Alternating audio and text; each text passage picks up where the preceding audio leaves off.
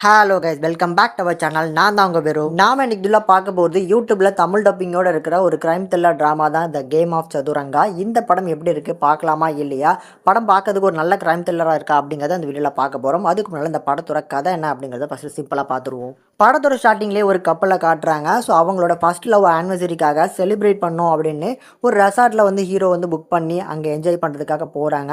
அன்றைக்கி நைட்டு ஜாலியாக இருந்துட்டு மறுநாள் எழுந்திரிச்சு பார்க்கும்போது ஹீரோவுக்கு பயங்கரமான ஷாக்கு. தான் கூட்டிகிட்டு வந்த அந்த பொண்ணு இறந்து கிடக்குறாங்க. நம்ம ஹீரோ வந்து ஒரு பெரிய வீட்டு பையன் போல இருக்குது. ஸோ உடனே வந்து அவங்க அப்பாவுக்கு ஃபோன் பண்ணி இந்த மாதிரியான ஒரு விஷயத்துக்கு இங்கே வந்திருந்தோம், இப்படி ஆயிடுச்சு அப்படிங்கிறத சொல்லி அவங்க அப்பாவை வர வைக்கிறாங்க.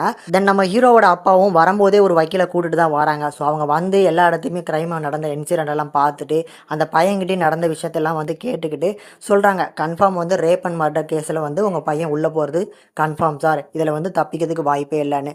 ஸோ ஒரு பிஸ்னஸ் மேனோட அப்பாலாம், ஸோ இருந்தாலும் வந்து நான் எவ்வளோ நாளும் பணம் செலவு பண்ணுறேன், ஏன் பையன் இதில் மாட்டக்கூடாது அப்படிங்கிறாங்க. இதுக்கப்புறம் இந்த கதையில் என்ன நடந்துச்சு, அந்த பையன் தப்பிக்கிறதுக்காக இவங்க என்னென்ன விஷயங்களை வந்து கையாளுறாங்க, கடைசியில் வந்து அந்த பையனை தப்பிக்க வைக்க முடிஞ்சா இல்லையா அப்படிங்கிறத அந்த படத்தை பார்த்து நீங்கள் தெரிஞ்சுக்கோங்க. இப்போ இந்த படம் பார்க்கறதுக்கு எப்படி இருக்குது அப்படின்னு பார்த்தீங்கன்னா, ஒரு ஆவரேஜான ஒரு கிரைம் த்ரில்லர் ட்ராமா தான்.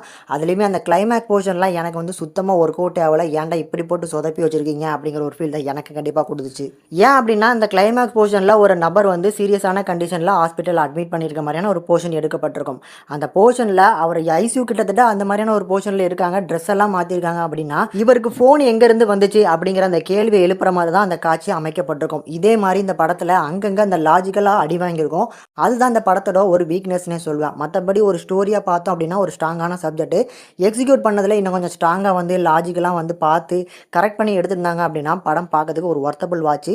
ஆனால் இப்போ பார்க்கறதுக்கு ஒரு கிரிஞ்ச் மேக்ஸ் அப்படின்னு தான் நான் சொல்லுவேன். பட் எனிவேஸ், படத்தில் நடிச்சிருக்க எல்லாரும் ஒரு ஆவரேஜான ஒரு பர்ஃபார்மன்ஸை கொடுத்துருக்காங்க. படத்தோட தமிழ் டப்பிங் நல்லா இருக்குது அப்படிங்கிறனால ஒரு ஒன் டைம் பார்க்கக்கூடிய ஒரு கிரைம் த்ரில்லர் ட்ராமாவாக சஜஸ்ட் பண்ணுறேன். முடிஞ்சால் ட்ரை பண்ணி பாருங்கள், யூடியூப்ல இருக்குது. ஸோ இந்த படத்தை ஃபேமிலியோட பார்க்கலாமான்னு கேட்டிங்கன்னா, சின்ன சின்ன அதிகமான ரொமான்ஸ் காட்சிகள் இருக்குது, ரொம்ப க்ளோஸான காட்சிகள் இல்லை அப்படின்னாலும் கண்டிப்பாக தனியாக உட்காந்து பார்த்து என்ஜாய் பண்ணுங்கள் அப்படின்னு தான் நான் சொல்லுவேன். இந்த படத்துக்கு நம்ம சேனல் அந்த ரேட்டிங்னு பார்க்கும்போது 5க்கு 1.7 வரைக்கும் ரேஷியோ கொடுத்துருக்கோம். முடிஞ்சால் ட்ரை பண்ணி பாருங்கள்.